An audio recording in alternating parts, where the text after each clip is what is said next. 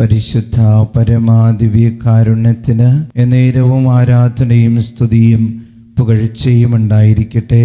ഇന്നത്തെ ഈ മനോഹരമായ സായാഹ്നത്തിന് നമ്മുടെ നല്ല തമ്പുരാന് നമുക്ക് നന്ദി അർപ്പിക്കാം. നമ്മുടെ ജീവിതത്തിലെ ഇന്നലെകളിലെ സഹനങ്ങളിലൂടെ നമ്മൾ ആർജിച്ചെടുത്ത ശക്തിയാണ് നമ്മുടെ ഇന്നിൻ്റെ ശക്തി എന്ന് പറയുന്നത്. ഇന്നലെകളിൽ നമ്മൾ അനുഭവിച്ച ദുഃഖങ്ങളുണ്ട്, അവഗണനകളുണ്ട്, വല്ലാതെ മാനസികമായ തകർച്ചകളിലേക്ക് വീണുപോയ അവസ്ഥകളുണ്ട്.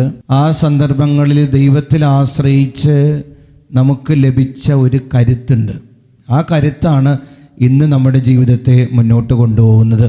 ഞാൻ ഈ മരിയൻ ധ്യാന കേന്ദ്രത്തിലെ മലപ്പുറത്തുള്ള ഈ മരിയൻ ധ്യാന കേന്ദ്രത്തിൻ്റെ ഒരു ശുശ്രൂഷകൻ എന്ന നിലയിൽ, വചനപ്രഘോഷകൻ എന്ന നിലയിൽ എൻ്റെ കരുത്ത് എന്താണെന്ന് ചോദിച്ച ഇന്നലെകളിലെ സഹനങ്ങളിൽ കർത്താവ് അതിജീവിക്കാൻ എനിക്ക് നൽകിയ കൃപയാണ്. ആ കരുത്താണ്, ആ കൃപയാണ് ഇന്നും ജീവിതത്തെ അഭിമുഖീകരിക്കാനുള്ള എൻ്റെ കരുത്തെന്ന് പറയുക.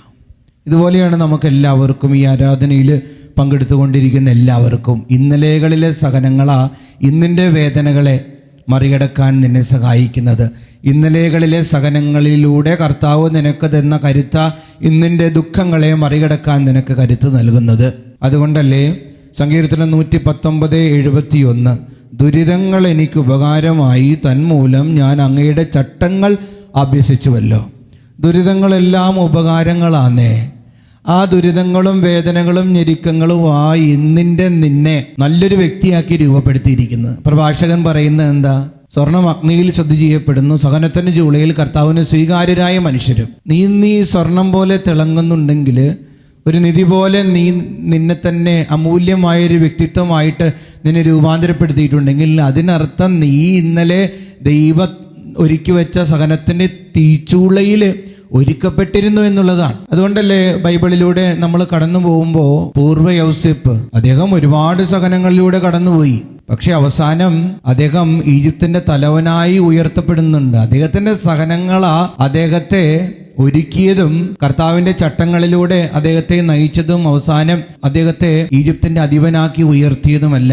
ഇപ്പോ ഈ ആരാധനയുടെ മുന്നിലിരിക്കുമ്പോൾ സഹനങ്ങളിലൂടെ കടന്നു പോകുന്ന വ്യക്തിയാണ് നീയെങ്കിൽ ഒരിക്കലും നഷ്ടധൈര്യനായി പോകരുത്, തളർന്നു പോകരുത്, തകർന്നു പോകരുത്. കർത്താവ് നിന്നെ പരീക്ഷിച്ചു കഴിയുമ്പോൾ നീ തിളങ്ങും, നീ ഉയരും. ഇന്നിൻ്റെ ദുഃഖങ്ങളെ ഓർത്ത് നീ മനോധൈര്യവും നിന്റെ കരുത്വൊന്നും നഷ്ടപ്പെടുത്തി കളയരുത്. കർത്താവിൽ ആശ്രയിക്കുക, ഉയരും, ഇതും കടന്നു പോവും. കർത്താവിൻ്റെ കൃപ നിനക്ക് കിട്ടും, ഐശ്വര്യം ഉണ്ടാവും. ഇന്ന് മെസ്സേജ് ബോക്സിൽ ടൈപ്പ് ചെയ്യണം, ഈശോയെ എൻ്റെ സർവസ്വമേ. ദിവ്യകാരുണ്യനാഥൻ നമ്മെ അനുഗ്രഹിക്കട്ടെ.